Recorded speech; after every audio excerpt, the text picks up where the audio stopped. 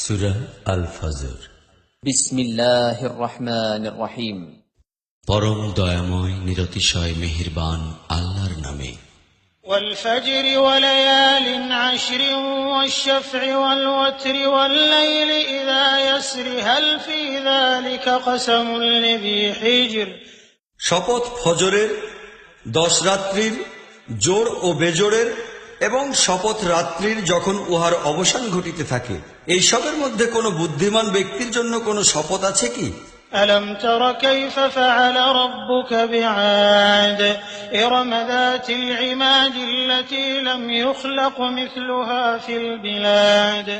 তুমি কি দেখো নাই তোমার রব সুউচ্চ স্তম্ভ নির্মাণকারী আদে ইরাম গোত্রের সহিত কি ব্যবহারটা করিয়াছেন, যাহাদের মতো কোন জাতি দুনিয়ার দেশসমূহে সৃষ্টি করা হয় নাই। وثمود الذين جابوا الصخر بالواد। আর সামুদ গোত্রের সহিত যাহারা উপত্যকায় প্রস্তর কাটিয়া গৃহ নির্মাণ করিয়াছিল।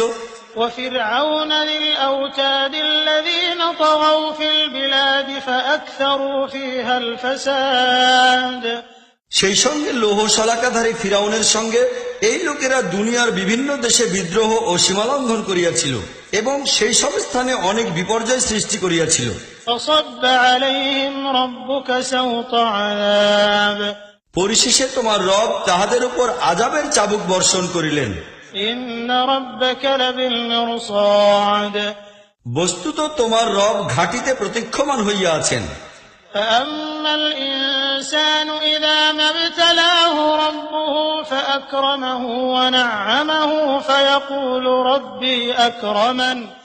কিন্তু মানুষের অবস্থা এই যে, তাহার রব যখন তাহাকে পরীক্ষায় ফেলেন এবং তাহাকে সম্মান ও নিয়ামত দান করেন, তখন সে বলে, আমার রব আমাকে সম্মানিত করিয়াছেন।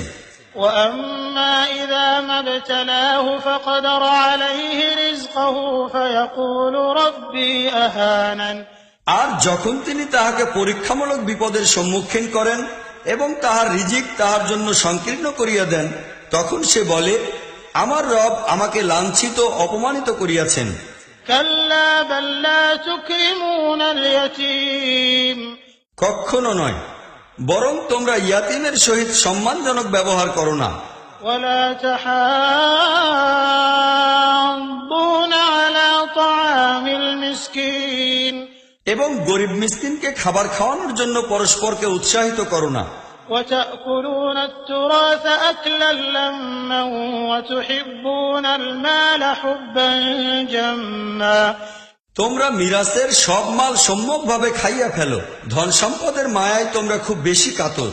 كلا إذا دكت الأرض دكا دكا وجاء ربك والملك صفا صفا وجيء يومئذ بجهنم يومئذ يتذكر الإنسان وأنى له الذكرى।